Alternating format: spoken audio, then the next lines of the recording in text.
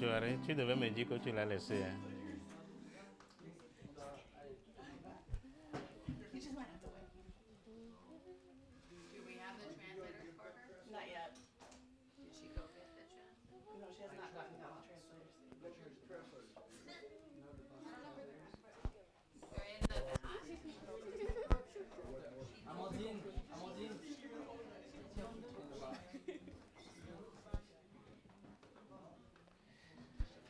Bonjour.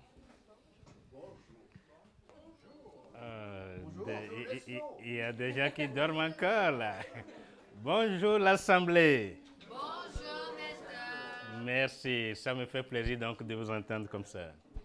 Voilà, nous sommes dans la maison du Seigneur. Comme j'ai toujours l'habitude de le dire, c'est ici qu'il faut se sentir en sécurité. Oui, quand tu as l'habitude de venir dans la maison du Seigneur, dis-toi que tu as quelqu'un qui te protège. Dis-toi que tu as la main la plus forte qui te soutient. Donc, et quand nous sommes avec celui qui nous soutient, celui qui nous fortifie, celui qui nous donne le courage d'aller et de revenir, je pense qu'on ne peut être qu'en joie. Donc, ce matin, nous sommes là pour lui dire merci. Nous sommes là pour lui dire, pour lui rappeler que c'est lui notre force. Nous sommes là pour lui dire, Dieu, je serai toujours avec toi. Donc, c'est l'occasion donc de lui chanter, de le célébrer à travers donc nos lèvres, nos cantiques, nos chansons. Et ce matin, celui qui met en Jésus sa confiance, voilà. Nous allons donc nous mettre debout et nous allons chanter celui qui met en Jésus une pleine confiance.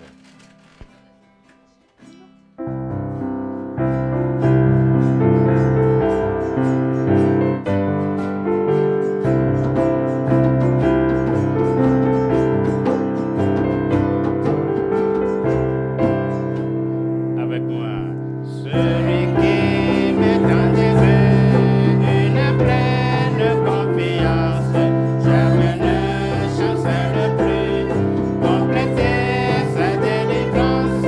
Par la foi, nous marcherons, par la foi, nous triomphons, par la foi, mon Rédempteur me rendra plus que vainqueur.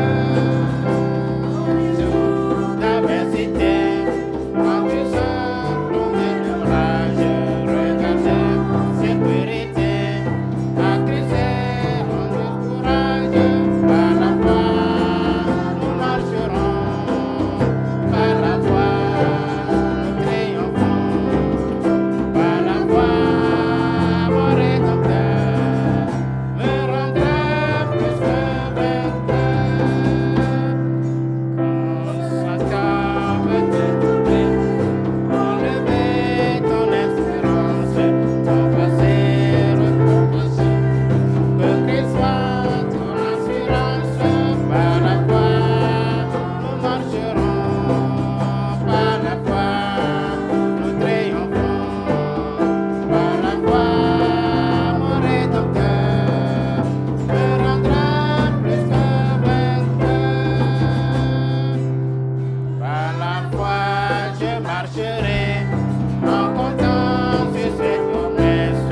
Par lui, je triompherai en souciance de ma détresse. Par la foi, nous marcherons. Par la foi, nous triomphons. Par la foi, mon Rédempteur me rendra plus que vainqueur. Je vais vous demander de lire avec moi Romains 10, verset 17. T'as les mains? Ok. Donc Romains 10, verset 17. La foi vient donc de ce qu'on entend. Et ce qu'on entend vient de la parole de Dieu. Amen. Quand j'invoque le Seigneur,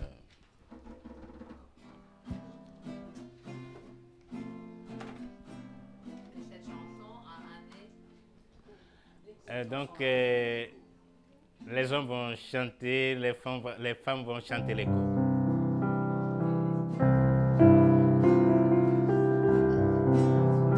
Ou bien on va faire comme ça.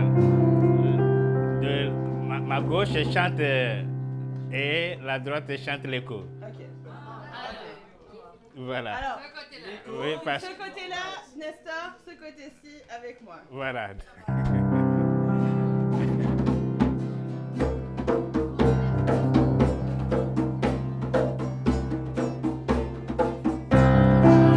Le Seigneur, je glorifie son nom. Il me rend vainqueur de mes ennemis. Quand j'invoque le Seigneur, il est vivant, béni soit mon rocher, que le Dieu de mon salut soit exalté. Il est vivant, béni soit mon rocher, que le Dieu de mon salut soit exalté. J'invoque le Seigneur, je glorifie son nom. Il me rend vainqueur de mes ennemis. Quand j'invoque le Seigneur, il est vivant, béni soit mon rocher, que le Dieu de mon salut soit exalté. Il est vivant, béni soit mon rocher, que le Dieu de mon salut soit exalté.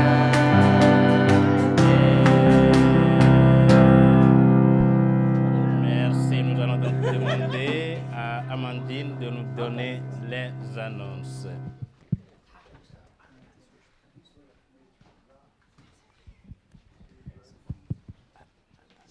Oui, viens, je vais te montrer.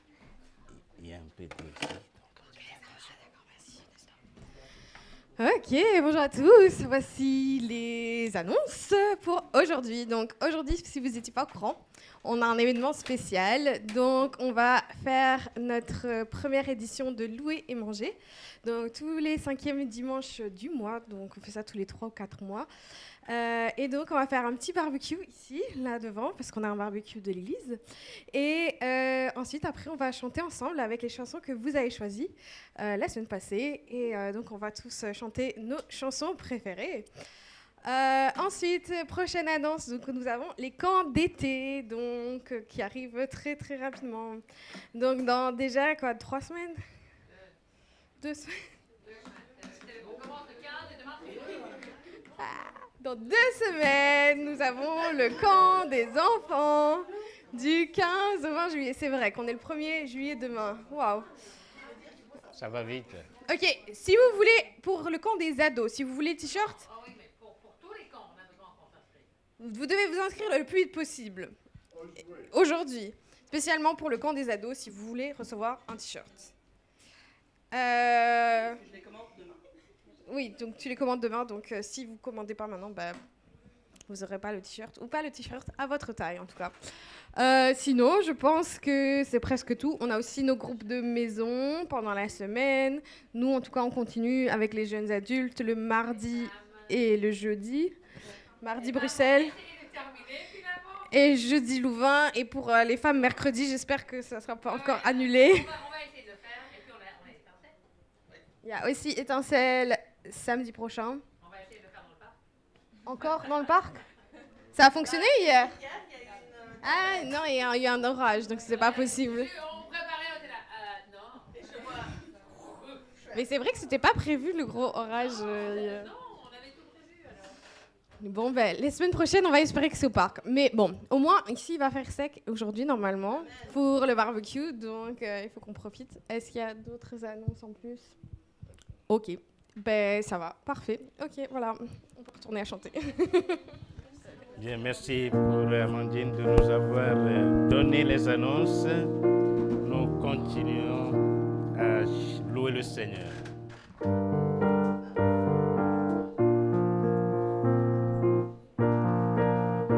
Redis-moi l'histoire.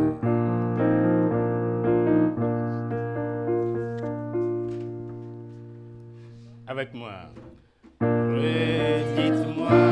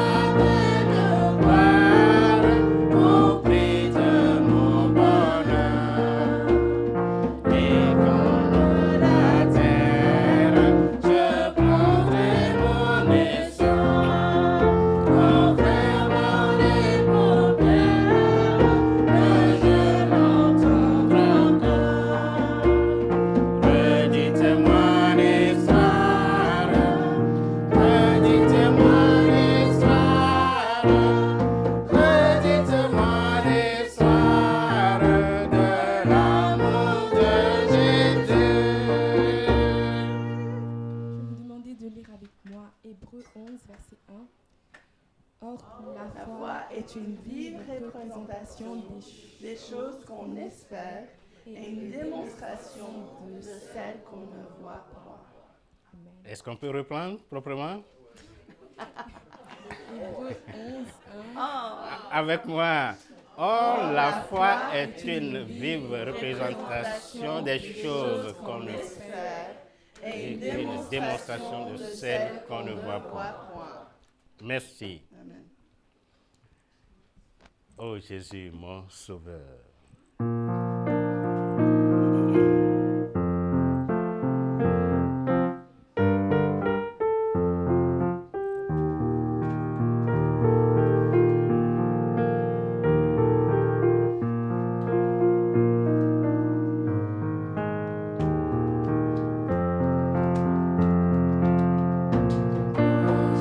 Jésus, mon Sauveur, Seigneur, nul n'est comme toi.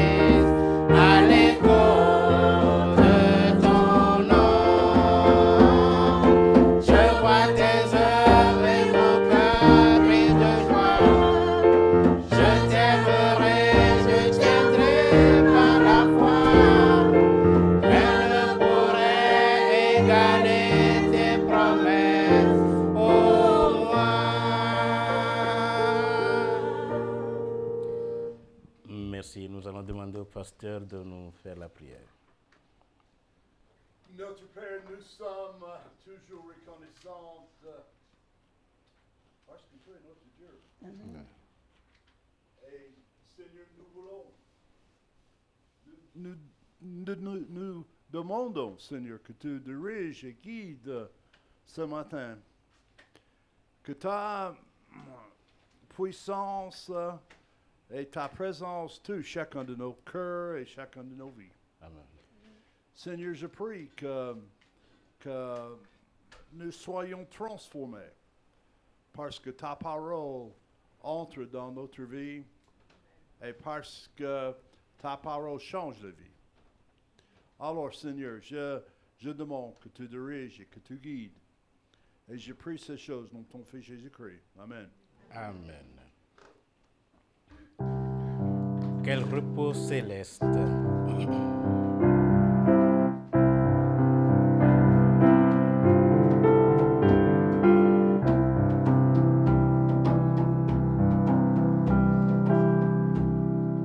Avec moi. Quel repos céleste, Jésus, d'être à toi pour l'amour et la vie. Quand les jours mauvais, de chanter avec foi, tout est bien, malgré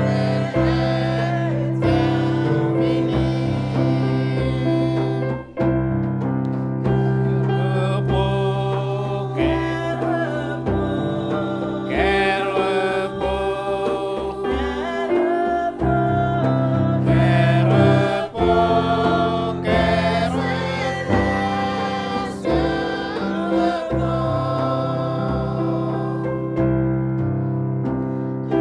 repos céleste, tu conduis mes pas, tu me combles de tes richesses. Dans ton grand amour, chaque jour tu sauras déployer envers moi tes tendresses.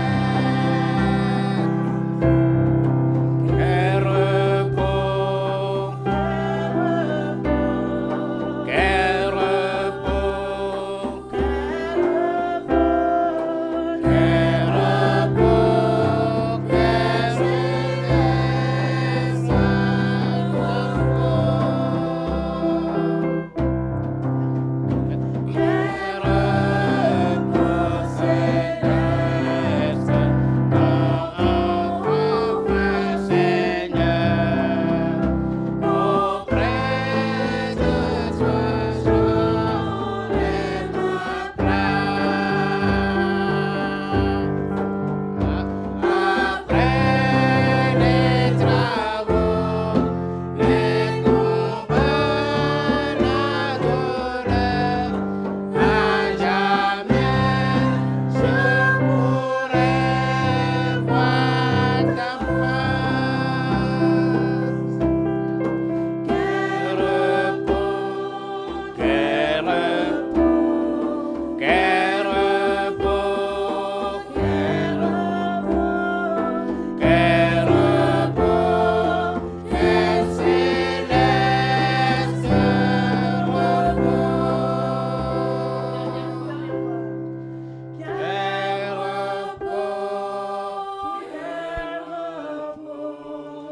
Quel repos, quel repos, quel repos, quel céleste repos. Merci, nous pourrons donc nous asseoir.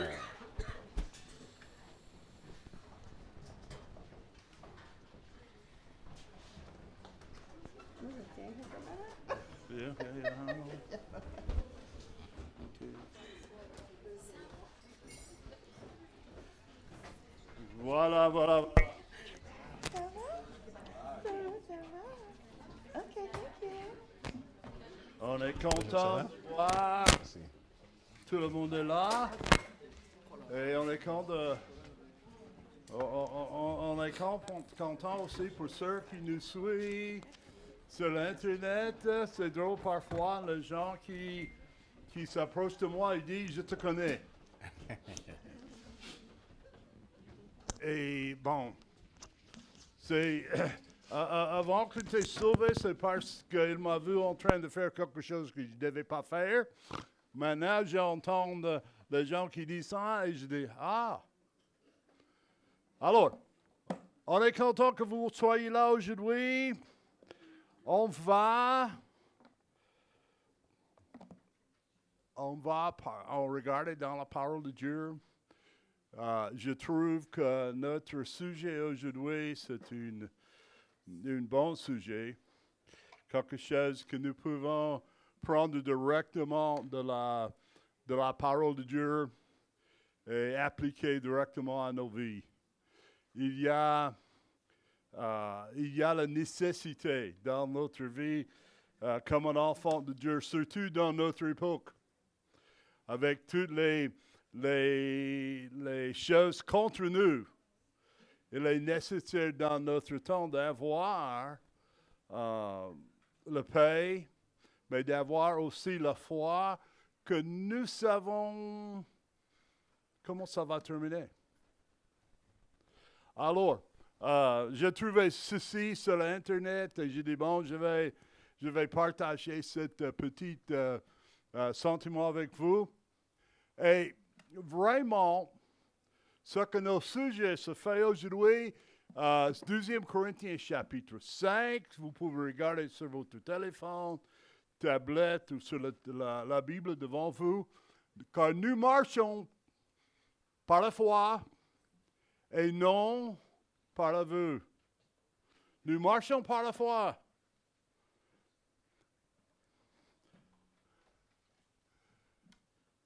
Juste une autre chose que j'ai trouvée, et puis on va continuer. Savez-vous, en lisant la Bible, il y a le résultat peut-être inattendu de nous. Ben, c'est que nous gagnons les choses, nous gagnons l'opportunité de marcher avec Dieu, et nous perdons. Nous perdons les obstacles qui nous empêchent de marcher avec Dieu. Alors, on va montrer ça plus tard. Qu'est-ce que nous voulons dire? Dieu voudrait être communion avec vous. Dieu voudrait avoir communion avec vous. C'est pas une question. On constate clairement que Dieu a vous créé pour avoir communion avec lui. Et la raison qu'il a envoyé son Fils dans le monde, c'est pour qu'il puisse rétablir cette communion, ce rapport avec l'humanité. Parce qu'en mourant sur la croix, Jésus-Christ a porté les péchés de chaque personne dans le monde. Vous savez, le sang de Jésus-Christ est tellement efficace que les 8 milliards, c'est ça, de gens qui sont sur la terre, s'ils viennent à Christ pour être sauvés. Mais le problème, c'est qu'ils ne veulent pas venir à Christ. Le problème, c'est qu'ils ne veulent pas venir à Christ. Alors, en fait, Jésus a regardé les pharisiens une fois, il dit, je suis venu pour vous donner la vie, mais vous ne voulez pas avoir cette vie. Et ça, c'est comme beaucoup de monde aujourd'hui.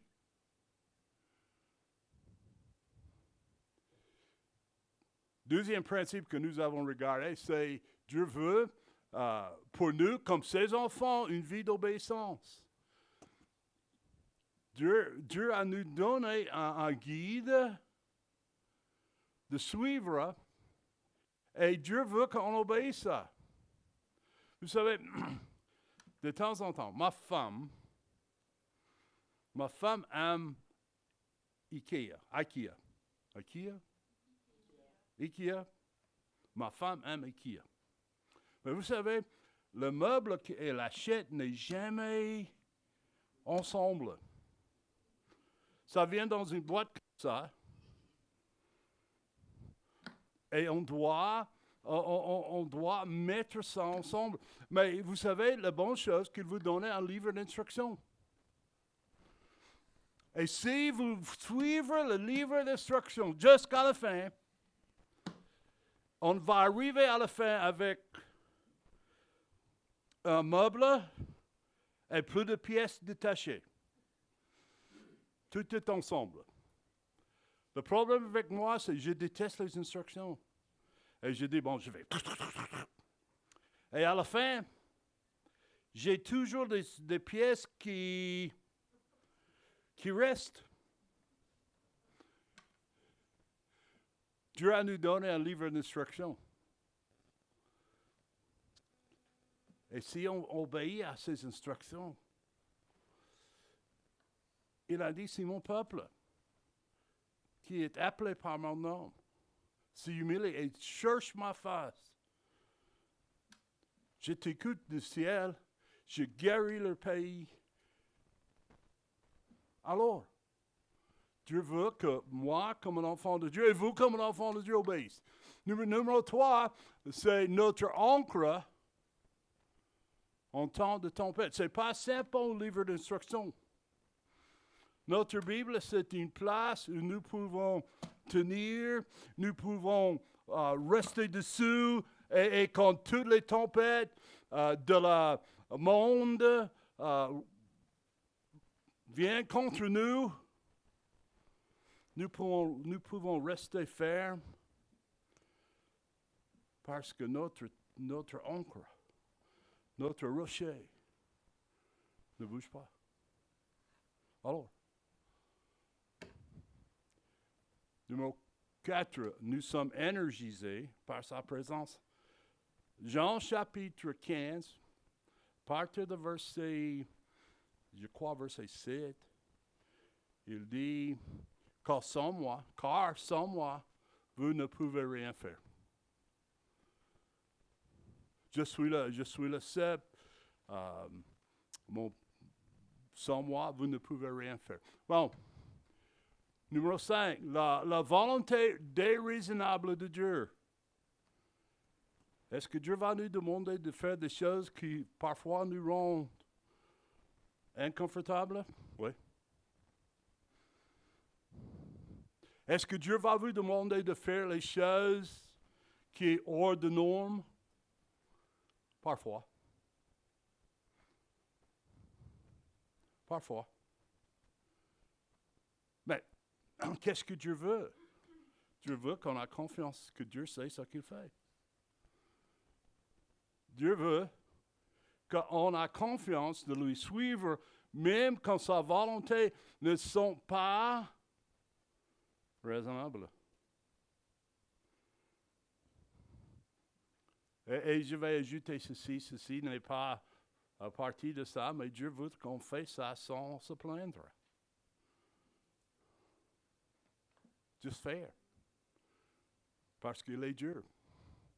Puis on a parlé de numéro 6, la loi de semences et des récoltes.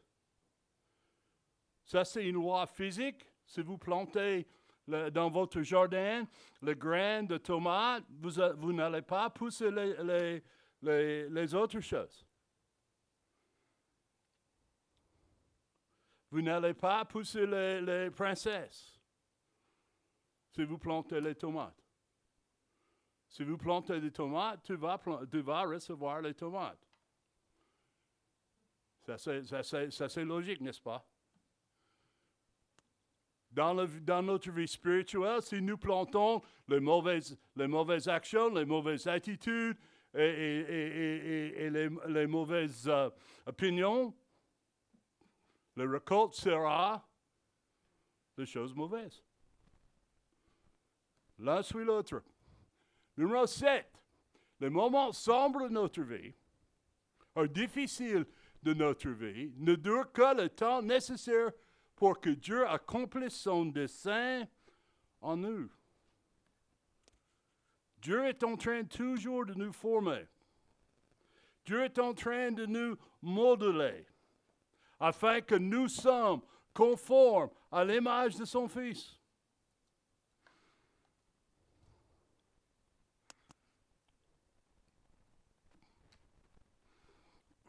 Alors, verset 8, c'est ça que nous avons étudié la semaine passée, au principe de vie 8. Menez toutes vos batailles à genoux. Et vous gagnez à tous les coups. Vous gagnez chaque fois. Vous gagnez chaque fois. Alors, numéro 9. Ça, c'est d'aujourd'hui. Faire confiance à Dieu, c'est regarder au-delà de ce que l'on voit, vers ce que Dieu voit. Vous savez ce que nous sommes en train de demander? On est en train de demander à Dieu d'ouvrir nos yeux spirituellement afin que nous pouvons voir le plan, la volonté de Dieu pour nous. À travers la Bible, nous trouvons cette phrase, et deuxième roi 6, 17, et Élisée pria et dit, ô Éternel, daigne d'ouvrir ses yeux et qu'il voie.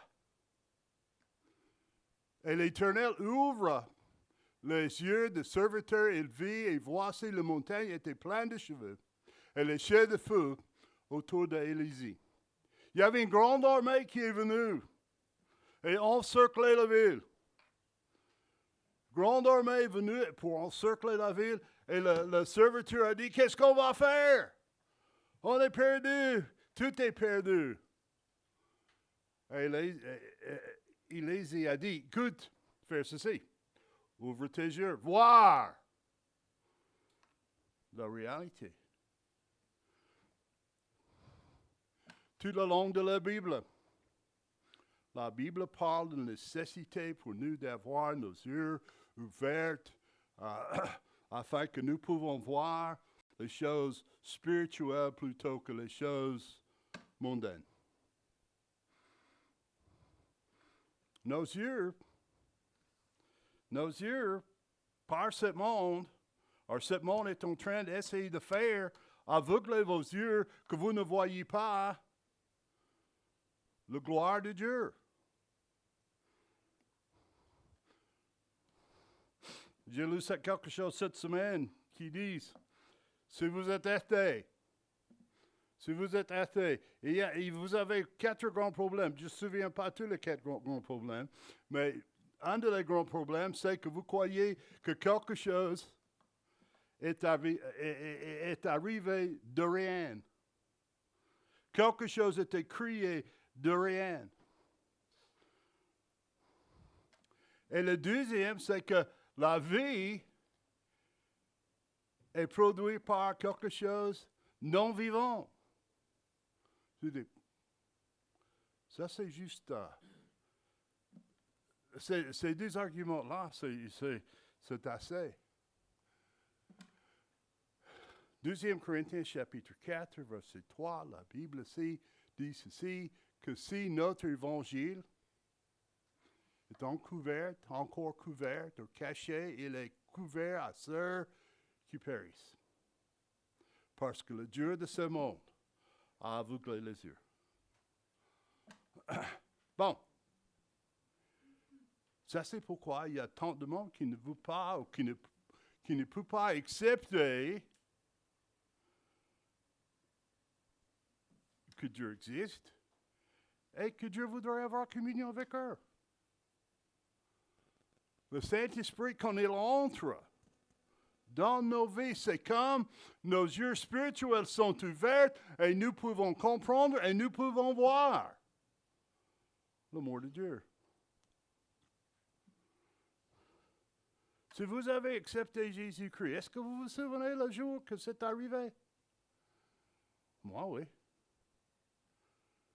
C'était comme j'avais un masque, quelque chose qui empêche moi de voir les choses qui sont vraies. Et au moment que Jésus-Christ entre dans ma vie, ce masque est tombé. Et je voyais l'amour de Dieu. Je voyais comme Dieu, et tout ce que Dieu a fait pour tirer moi vers lui. Et j'ai compris que Dieu a fait tout ce qu'il a fait afin que je puisse avoir une relation avec lui. Vous savez ça? Il n'est pas nécessaire que Dieu fasse ça. Il n'était pas nécessaire que Dieu a besoin de quelqu'un d'autre, mais il a choisi dans sa grâce et dans sa miséricorde d'être en relation avec nous. Quel grand amour.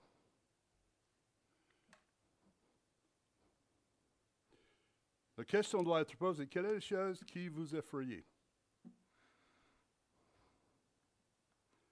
Quelle est la chose dans votre vie qui vous rend peur? Est-ce que c'est un conflit avec quelqu'un d'autre? Est-ce que c'est l'inconnu? Je parle avec des gens qui sont à le point de mourir et ils me demandent toujours, surtout s'ils ne sont pas un enfant de Dieu, qu'est-ce que est la prochaine étape dans ma vie? Qu'est-ce que est la prochaine étape dans ma vie? Parce qu'ils ne savaient pas. Mais Dieu n'a pas nous laissé sans savoir la prochaine étape. David a dit ensemble, même que je marche dans la vallée de l'ombre de la mort, tu seras avec moi. Paul a dit, on va fermer nos yeux sur ce côté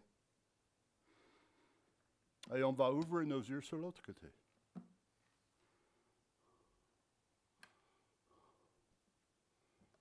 Est-ce qu'on doute dans notre vie que nous allons recevoir le désir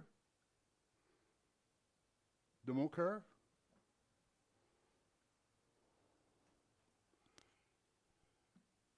Et la chose que j'entends toujours, est-ce que je fais de bonnes décisions?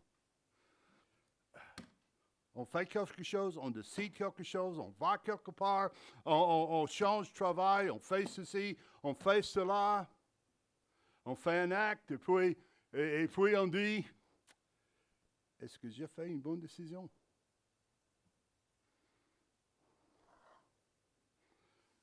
Et la réponse de ça dit que on doit voir les choses comme Dieu le voit. Est-ce que vous avez jamais remercié le Seigneur qui n'a pas vous donné ce que vous avez demandé ou vous avez pris d'avoir? Parce que vous avez ajouté juste à la fin de votre prière que ta volonté soit faite? Oui, je peux dire ça, oui.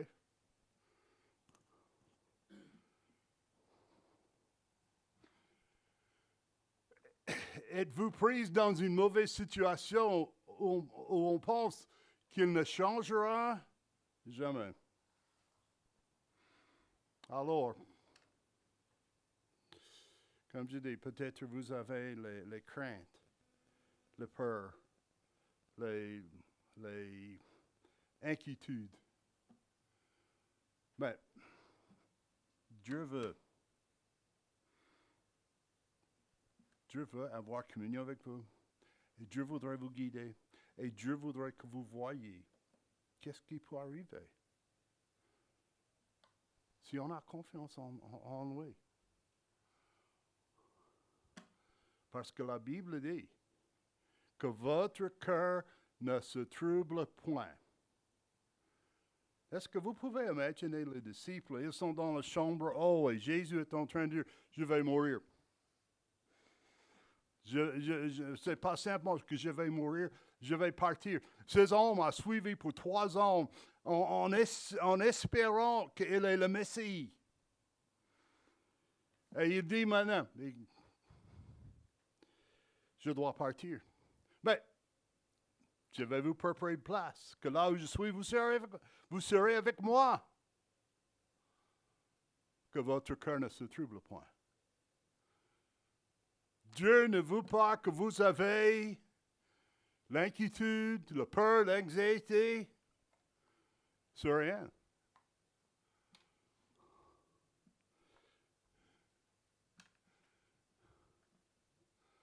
On n'a pas besoin d'avoir, c'est l'inquiétude, la peur dans nos cœurs, dans nos méditations,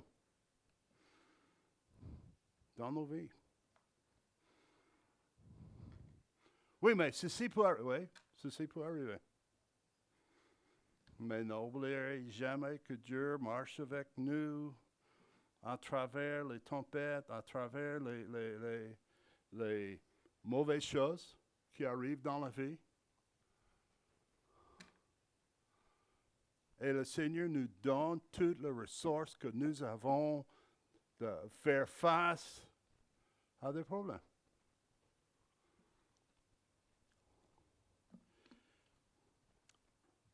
Une histoire que j'aime beaucoup, c'est l'histoire de Zachée. La Bible dit que Zachée, c'est un petit homme. Et il a entendu que Jésus passe par là.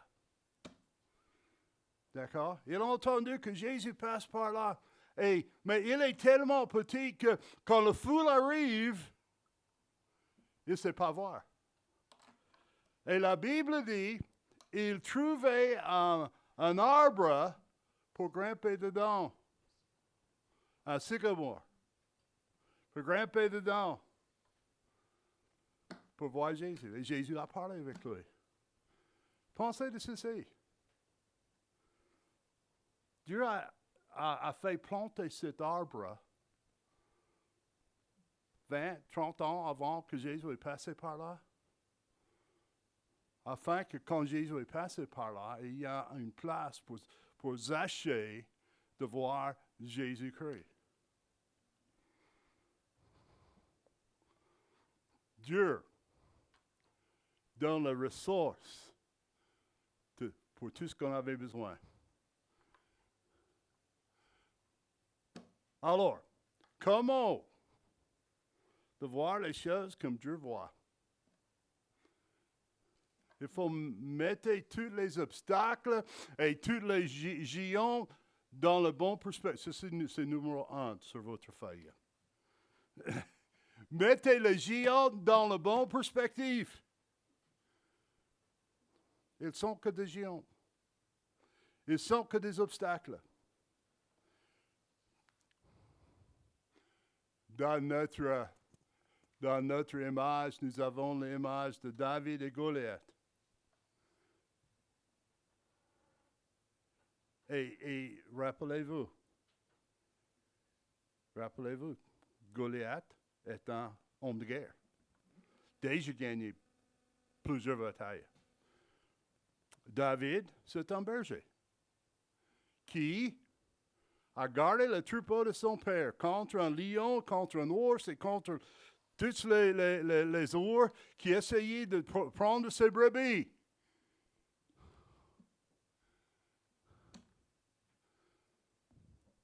Et il n'a pas hésité.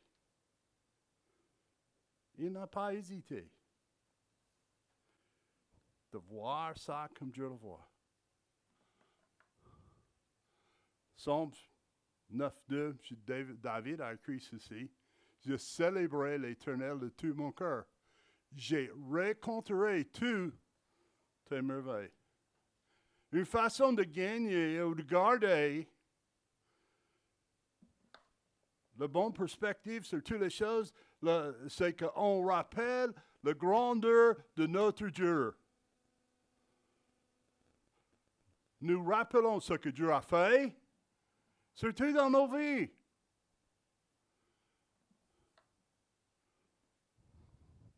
Vous dites, mais pasteur, il y a tellement de mauvaises choses. Oui, mais il y a tellement de bonnes choses aussi. Il y a de mauvaises choses. Et je vais vous dire une chose, ça va devenir plus en plus pire.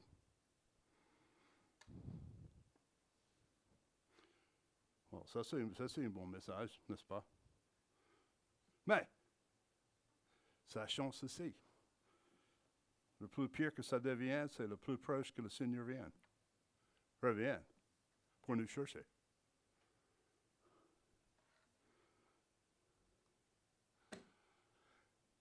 Quand David a fixé les yeux de son ennemi à travers la vallée d'Éla, il se souvient des fois où Dieu l'avait délivré du bord du désastre. Quand il a regardé Goliath, jeune garçon, homme de guerre, berger, il se souvient de ce que Dieu a fait quand il est en train de garder ses brebis. Dieu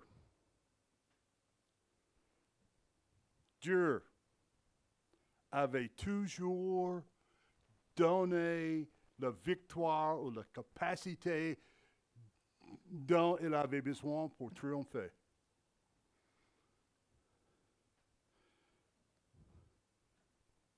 Comment il a pu faire ça? Parce qu'il fait ses batailles sur ses genoux. Il a une relation avec Dieu. Et cette relation avec lui donne le courage de voir comme Dieu le voit.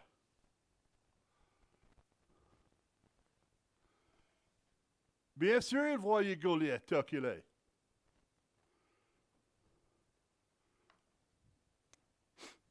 On ne peut pas que voir ça. Mais vous savez, Goliath est en train de faire des bêtises. Il est en train de parler méchamment à propos de Dieu. Il est en train de dire que le peuple de Dieu, c'est rien que le chien.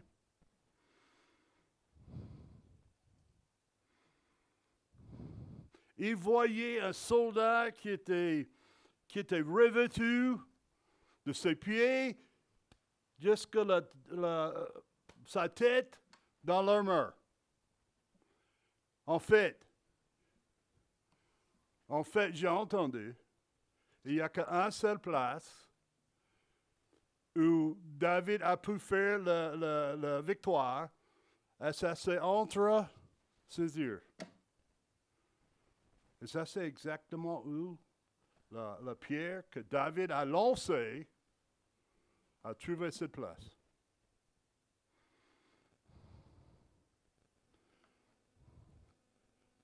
David a regardé cet homme, il dit, tu viens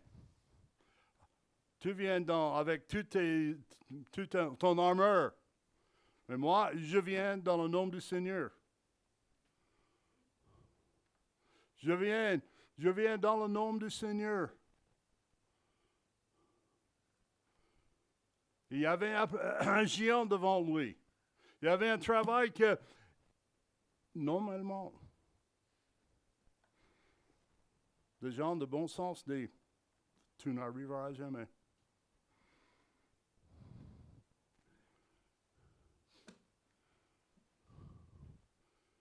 Vous savez, dans votre vie, vous allez avoir des géants. Vous allez avoir les obstacles. Vous allez avoir le temps que vous pouvez être comme le soldat d'Israël sur le côté en train de regarder quelqu'un lancer les défis à leur Dieu. Mais d'avoir la victoire. Vous devez avoir la foi et voyez ce que Dieu peut faire.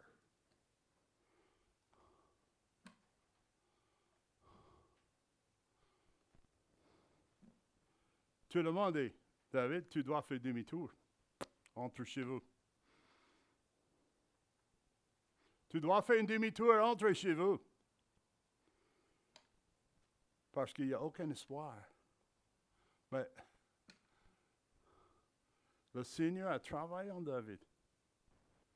Le Seigneur a travaillé et lui donné la confiance de faire ce qu'il a fait. Et en faisant cela, il devient une force inébranlable.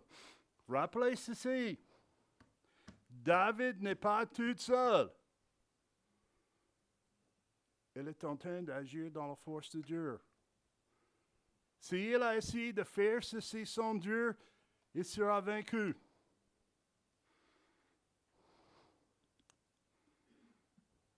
Mais il marche avec Dieu. Il est battu pour le Seigneur, non pour lui-même. Et il n'était pas là pour voir, avoir un homme, de regagner, que les gens voyaient qui il est. En fait, il a battu Goliath, Israël a gagné la victoire, et tu sais ce que David a fait? Il est entré dans le champ pour regarder ses brebis.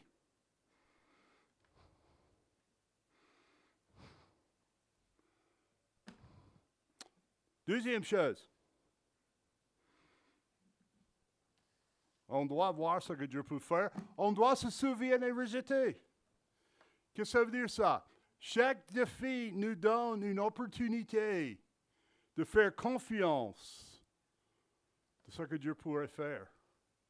Chaque obstacle. Et c'est pendant ces temps-là, on rappelle ce que Dieu a fait dans le passé.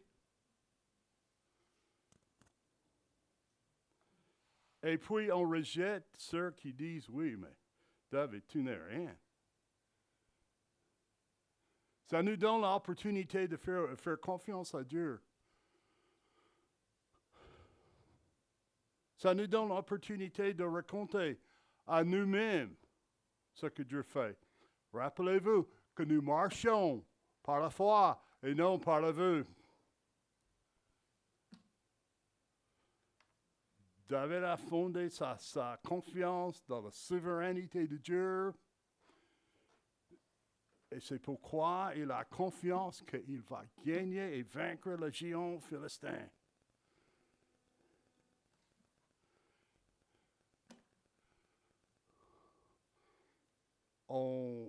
Notre foi grandisse quand nous rappelons les victoires que nous avons eues dans notre vie, les victoires passées. Vous regardez à travers la Bible, les foi de Daniel, il a commencé une place, et puis il a progressé à une autre place, et enfin il se trouve dans une fosse de lion. Mais il a déjà eu des victoires pour arriver à cette fosse de lion. Et il n'a aucune peur. Ce que Dieu va faire. En fait, je croyais, il disait à lui-même, bon, si le lion me mange, je serai au ciel. Et pour lui, c'est une victoire.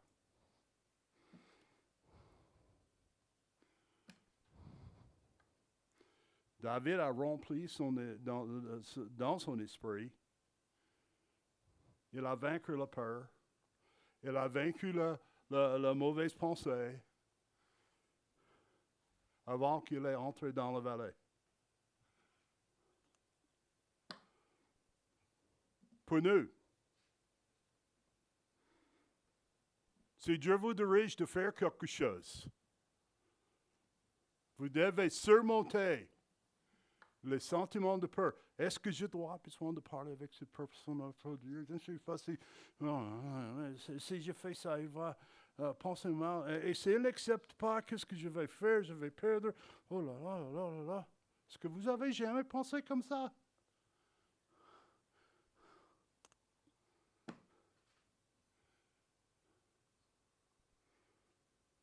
Est-ce que le Dieu en vous est plus grand que le Dieu dans le monde? Oui. On doit concentrer sur la vérité de Dieu. Vous savez, le frère de David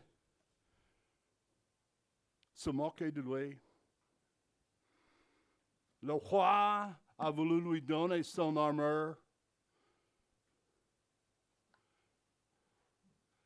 Pensons que sans aucun doute, Goliath va lui vaincre. Que David n'a pas pu gagner. Bon, tu dois avoir cette armure. Tu dois retirer, tu dois courir, tu dois entrer à la maison.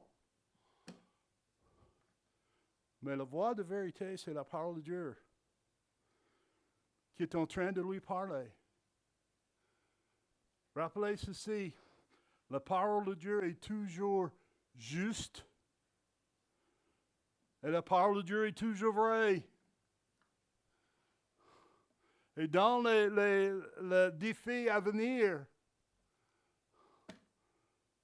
on a besoin d'avoir la puissance de Dieu.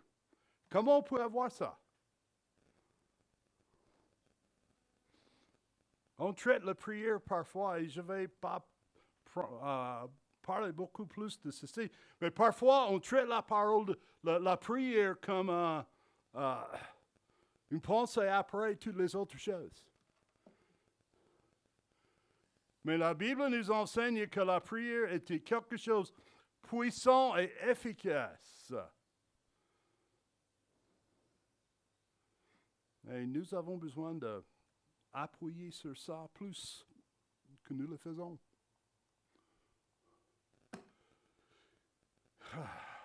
Troisième chose.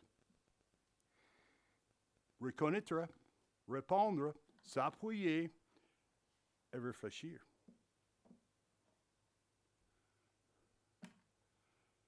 Une autre façon de développer la foi que nous avons de marcher avec Dieu,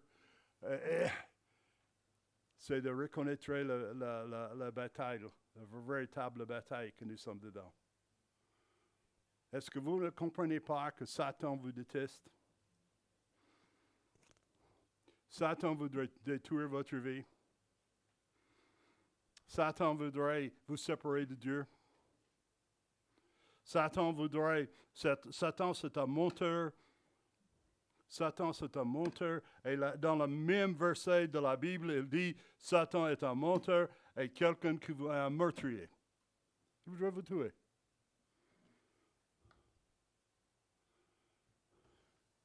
Rappelez que notre ennemi n'est pas la personne devant nous souvent. Rappelez que notre ennemi, c'est trop souvent, c'est le Dieu de ce monde, Satan.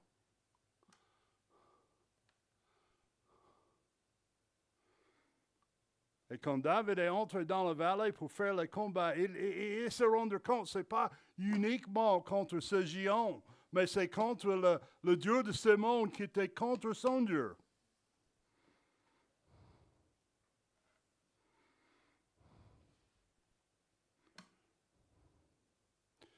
David a dit à Goliath, tu viens avec tout ce que vous avez, mais je viens au nom du Seigneur Jésus-Christ. Et le Dieu des armées.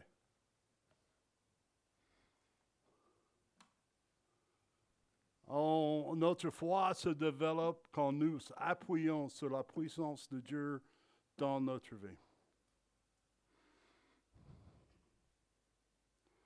Est-ce que Dieu est puissant?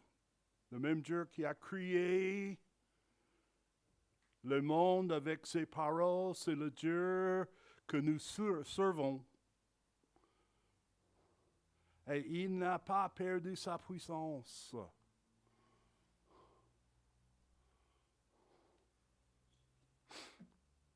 David n'a pas besoin des armures de Saül.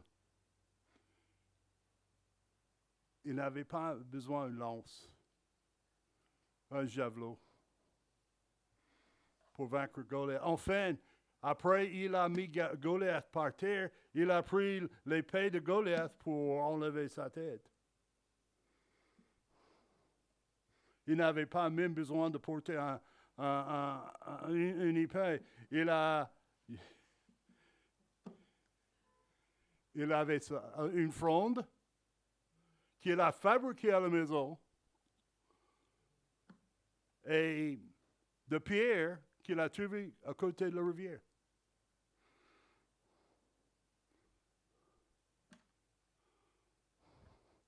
Vous développez votre foi en reconnaissant la victoire.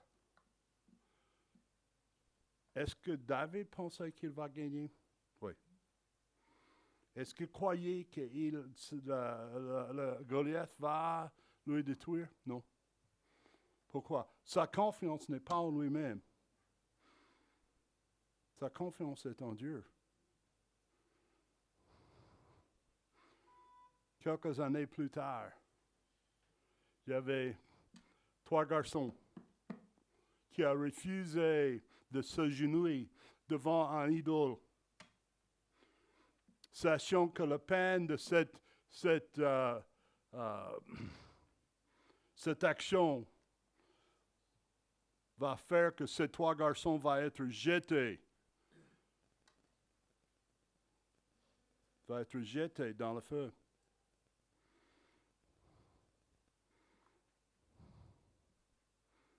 Et vous savez quoi? Dieu n'a pas enlevé ça. Dieu n'a pas fait que le roi change son avis. Ils ont sonné la trompette, les 3 garçons restaient debout, et le roi Nebuchadnezzar est tellement fâché, il a dit, chauffez la fournaise 7 fois plus fort qu'à jamais.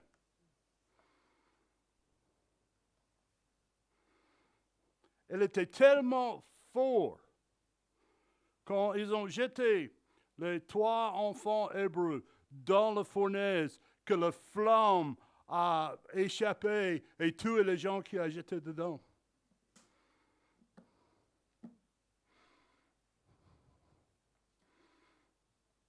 Et vous savez quoi? Dieu n'a pas fait que ça s'arrête.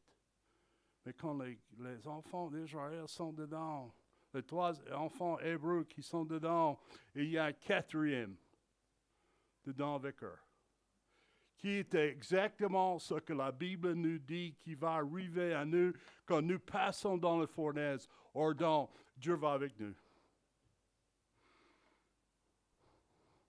Il a promis dans sa parole, je vous abandonne à jamais. Tu es dans la maison de mon Père. Ma main est dans sa main. Et nous sommes scellés par le Saint-Esprit.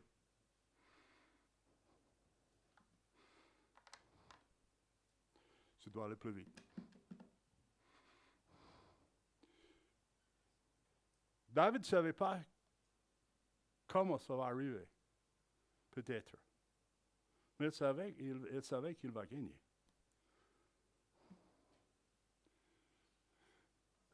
Et quand vous voyez les choses comme Dieu le voit, quand vous voyez les choses comme Dieu le voit, ça change votre perspective de ce monde. Vous avez besoin de vous engager, de chercher premièrement le royaume et la justice de Dieu. Parce que vous serez confronté avec les défis, avec les opportunités pour témoigner, pour manifester que Dieu est une personne vraie dans votre vie.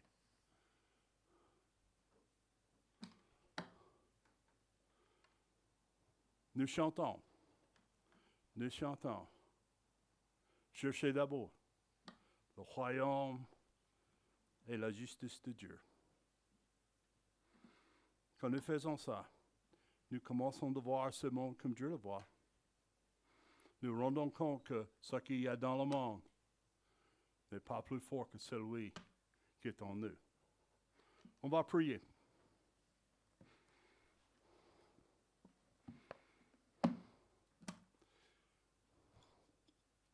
Est-ce que c'est possible que vous êtes en train de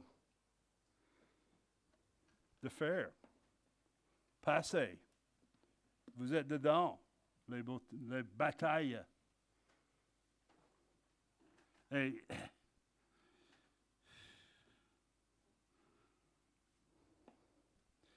il ne semble pas que vous pouvez gagner.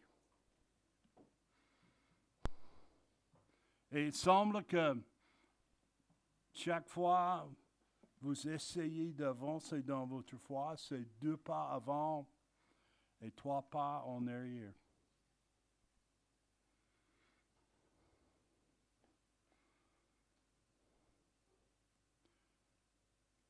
Et vous savez, la chose qui doit changer, c'est vous.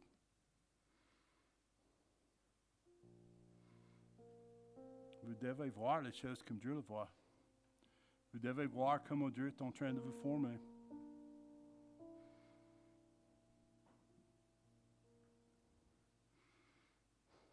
Alors, vous dites, pasteur, je suis en train de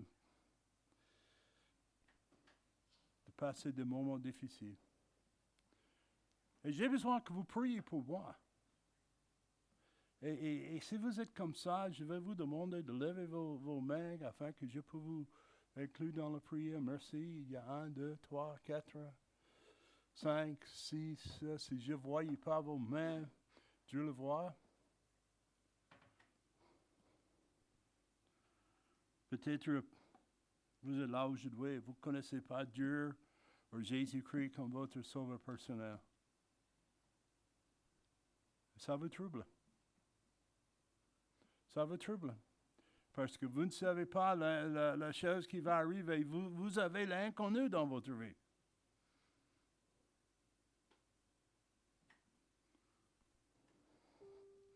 Et vous n'avez pas quelqu'un de marcher avec vous. Mais je peux vous dire que Dieu voudrait marcher avec vous. Jésus-Christ voudrait être votre sauveur si vous le laissez le faire.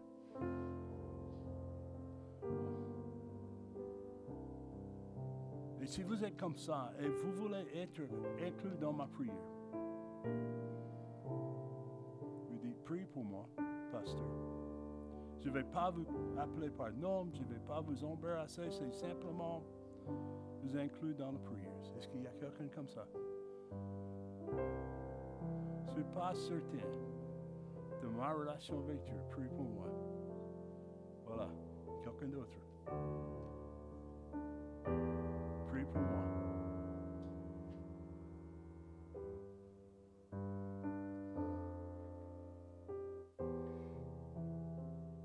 Notre Père Céleste,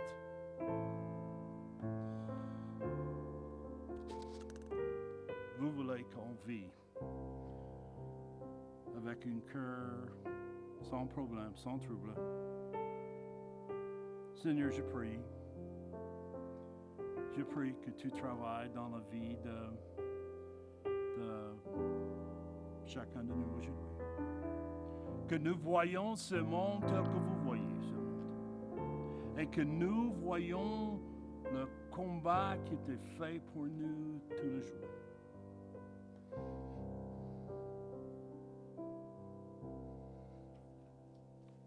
Et que nous voyons comment tu nous protèges parce que nous sommes tes enfants.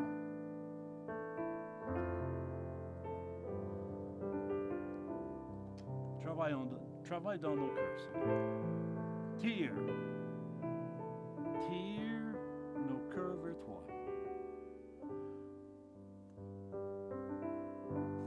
Parce que tu es notre Dieu. Et je prie ces choses.